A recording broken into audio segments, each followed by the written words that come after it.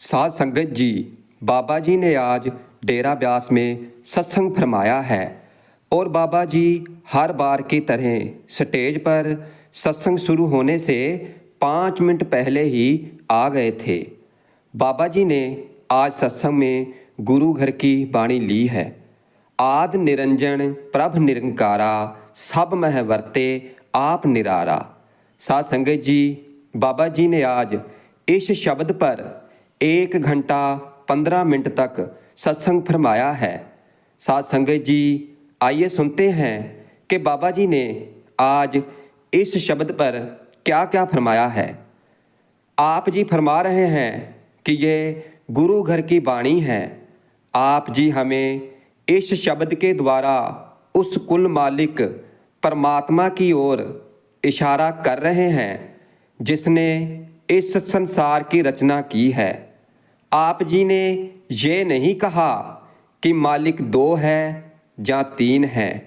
आप जी उस कुल मालिक की ओर इशारा कर रहे हैं, क्योंकि हमारे धर्म अलग हो सकते हैं लेकिन रूहानियत का मार्ग सभी का एक ही है।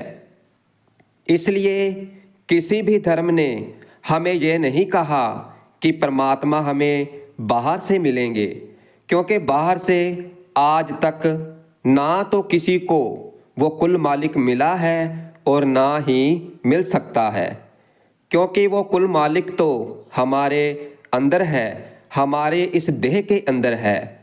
हम उसे बाहर ढूंढते फिर रहे हैं।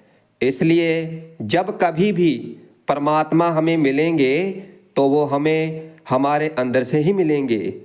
अब ये हमारा मन हमारे बस में नहीं है, इसलिए इंसान आसान से आसान तरीका ढूंढता रहता है और जिसके कारण ही वो हमेशा बाहरमुखी ही बना रहता है। इसलिए गुरु साहब जी इस शब्द के द्वारा उस एक ताकत के बारे में बयान कर रहे हैं कि जो आद काल से चलती आ रही है और उस ताकत को किसी धर्म या 4 दीवारी के अंदर बंद नहीं किया जा सकता है, क्योंकि उस मालिक की ना तो कोई जात है और ना ही कोई धर्म है।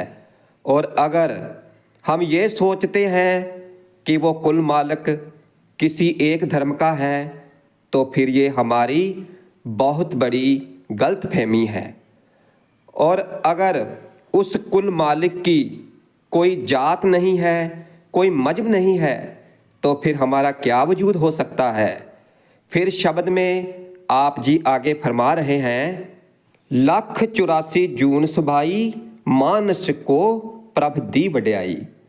इस शब्द के द्वारा गुरु साहब जी फरमा रहे हैं कि इस सृष्टि में 84 लाख जूनियाँ हैं, लेकिन इन जूनियों में से सबसे उत्तम जूनी इंसान की है, क्योंकि इस इंसानी जूनी में ही हम मुक्ति हासिल कर सकते हैं, हमें मुक्ति मिल सकती है। इस जूनी में ही हम इस 84 लाख जूनियों के जेल खाने से आज़ाद हो सकते हैं, क्योंकि इस इंसानी जूनी में ही हम उस कुल मालिक की भक्ति कर सकते हैं और किसी भी जूनी के अंदर हम उस कुल मालिक की भक्ति नहीं कर सकते हैं, क्योंकि बाकी की सभी जूनियाँ भोग जूनियाँ हैं। अब अगर हम एक एक जूनी के अंदर एक एक साल भी बिताएं तो फिर हम सोच कर देखें कि ये इंसानी शरीर हमें 84 लाख साल के बाद मिला है। हम तो अंदाज़ा ही नहीं लगा सकते कि उस कुल मालिक ने हमारे ऊपर कितनी दया मेहर की है और जिसके कारण हमें ये इंसानी जामा मिला है, ये इंसानी शरीर मिला है। और ये इंसानी शरीर हमें इसलिए मालिक ने बख्शा है ताकि हम उस कुल मालिक की, उस परमात्मा की भजन बंदगी करके यहाँ से हमेशा हमेशा के लिए मुक्ति हासिल कर लें। लेकिन हम तो अपनी सारी जिंदगी ही इन इंद्रियों के भोगों में, विषय विकारों में ही लगाकर गुजार देते हैं। अब आप ही सोचो कि क्या ये सारी चीज़ें हमारा अंत समय में साथ दे सकती हैं? नहीं दे सकती।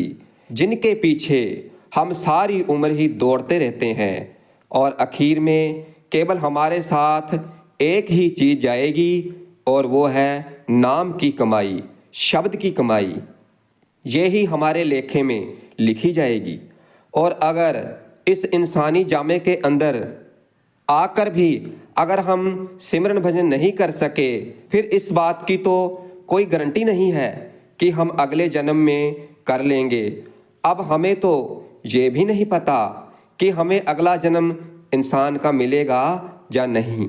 इसलिए हमने जो भी कुछ करना है तो इसी जन्म में करना है और अभी करना है।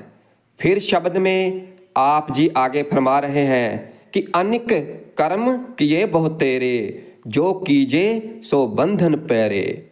इस शब्द को लेकर बाबा जी ने समझाया कि कर्म चाहे अच्छे हैं चाहे बुरे हैं, हमें इन सभी का हिसाब किताब देना ही पड़ेगा। क्योंकि अगर अच्छे कर्म करेंगे तो फिर हमारी अवस्था अच्छी बन जाएगी, और अगर हम बुरे कर्म करेंगे तो फिर उसका भी हमें हिसाब किताब देना ही पड़ेगा। लेकिन हमें मुक्ति नहीं मिल सकती है। अब बेड़ियाँ चाहे सोने की हो और फिर चाहे लोहे की हो, लेकिन रहेंगे तो हम कैदी के कैदी ही ना। इसलिए अगर हम चाहते हैं कि हमें मुक्ति मिले तो फिर हमें इन कर्मों से ऊपर उठना पड़ेगा और शब्द की कमाई में लगना पड़ेगा। क्योंकि सिर्फ उस शब्द में, उस नाम में ही वो ताकत है जो हमारे कर्मों का लेखा जोखा खत्म कर सकता है। आप जी ने फरमाया कि इस कलयुग के अंदर शब्द की कमाई के बिना और कोई भी साधन या तरीका नहीं है जिससे कि हम मुक्ति हासिल कर सकें। गुरु साहब जी आगे शब्द में फरमा रहे हैं कि कल युग में कीर्तन प्रधाना, गुरमुख जपिए लाए ध्याना। इस कीर्तन से भाव है कि वो अनहद शब्द जो कि 2400 घंटे हमारे अंदर धुनकारें दे रहा है, और जब हम अपने ध्यान को उस शब्द के साथ जोड़ेंगे फिर कहीं जाकर हमें मुक्ति हासिल होगी। नहीं तो हम सारी जिंदगी ही बाहर मुखी होकर बैठे रहेंगे। इस शब्द के आखिर में आप जी ने फरमाया कि जन नानक शरण पिया, हर द्वारे हर पावे, लाज रखैंदा। भाव है कि जब हम सिमरन भजन करेंगे, नाम की कमाई करेंगे, तो फिर वो कुल मालिक, वो परमात्मा हमारी भक्ति की लाज जरूर रखेगा। नानक के घर केवल शब्द की पहचान है और नाम की कमाई की पहचान है, और किसी चीज़ की पहचान नहीं है, और बाकी की सभी चीज़ें यहीं की यहीं धरी रह जाएंगी। अगर आखिर में हमारे साथ कुछ जाएगा तो वो है नाम की कमाई, शब्द की कमाई।